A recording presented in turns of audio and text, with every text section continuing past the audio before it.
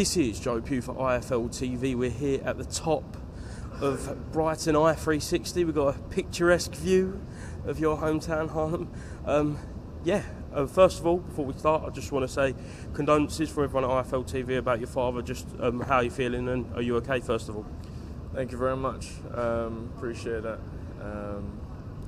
I'm okay. You know, dealing with it. I got a good focus to distract me and stay on course with the training, and it's nice to be able to put your energy into something, when you got other stuff going on as well.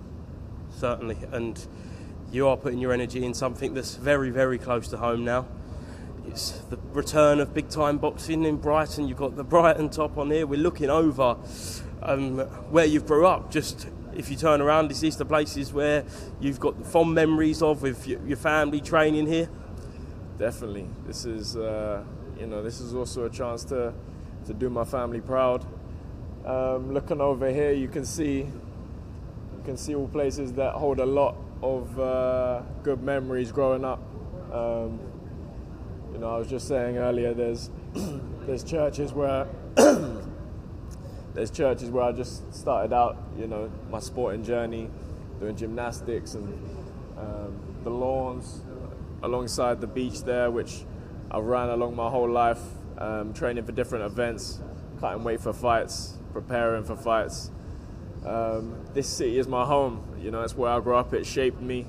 It's a big, diverse hot spot for arts and culture, and this is my chance to put my art, my craft on the forefront and bring a big night of boxing back to the South Coast. I think the people have been crying out for it, and I'm looking forward to putting on a show in front of the Brightonians. Yeah, there's been talk for years about a show in Brighton, whether it's yourself or Junior. Is there a little bit of pressure to bring it back here and come back with a big performance? Always pressure. That's what this game's about. It's the most high-pressure sport in the world, and it's about embracing that and using that to fuel you, using that to bring out a performance. Like I say, I'm excited. I've fought on the road a long part of my career. Headlined at Edinburgh, as well as Newcastle and many other places, and the support's always been good on the road. But now's a chance to really bring that support home, and get everyone out to enjoy a big night of boxing here. We spoke a few weeks ago about a potential Lewis Ritson fight, which was going to take place here. It's now Timo Schwarzkopf. Why him? Listen, this is a big fight. It's my biggest test yet. It's a chance, for me to announce myself on the world stage and get that world ranking. I'm ready to. That's what we want now. We want big domestic clashes and big fights that put me in a position for a world title shot. That is the mission, and this is the first step towards that. He just spoke to me, and obviously he's been in there with the likes of Jack Catterall, Gidget, and he hasn't been stopped. Do you want to make a statement? Do you want to prove that you're kind of the best of who he's fought? Most definitely. Like you say, he's been in there with guys like Jack Catterall, who arguably achieved undisputed. So listen, that's the level I want to travel towards. He went the distance for him, and I want to make a statement. Whether that's the performance, the stoppage, like I said, it doesn't matter to me. The stoppage always comes when you least expect it. So I'm going in there to put on a performance, and however the fight goes, it goes. But his resume is there, and I'm like I said, it's my biggest test yet, and I'm looking forward to overcoming it with flying colours. He told me that he's 31, in the prime of his career. You've never fought someone of his level, and he believes he will knock you out. Just a response to that? That's what they all say.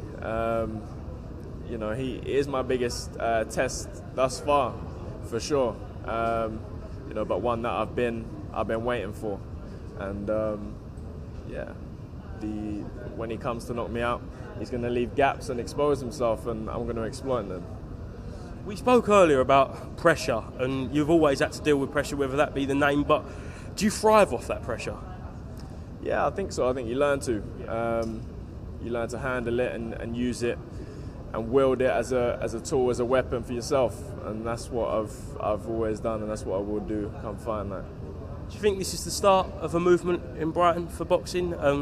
We start off, obviously, in a few weeks' time, and then maybe next year try and get the Amex? Woo! That would be beautiful. Like I say, these are bucket list things for me. The Brighton Centre. My uncle boxed here 30 years ago on the 23rd of the 2nd, 1991, in the first defence of his world title after dethroning Nigel Benn. That was the last fight at the Brighton Centre.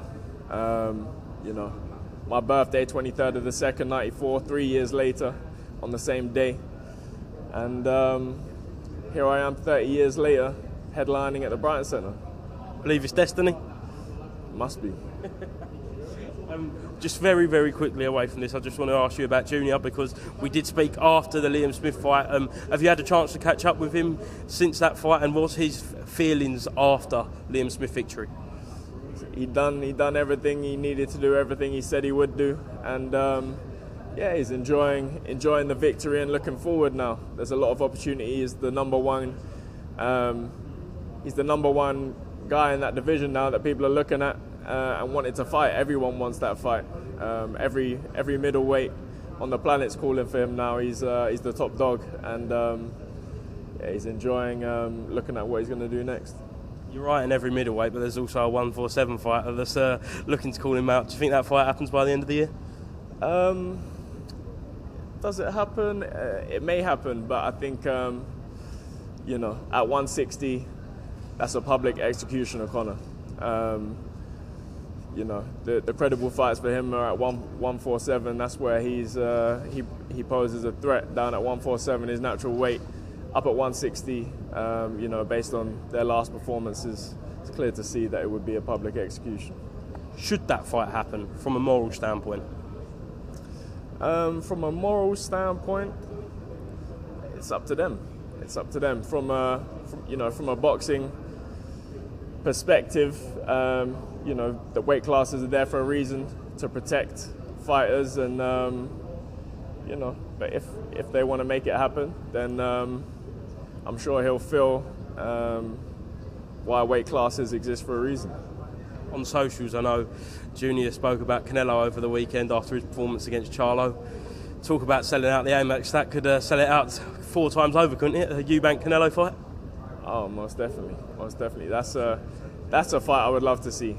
You know, like Chris said, he always brings the fight regardless, and that's something against Canelo that would make for a very entertaining fight for the fans.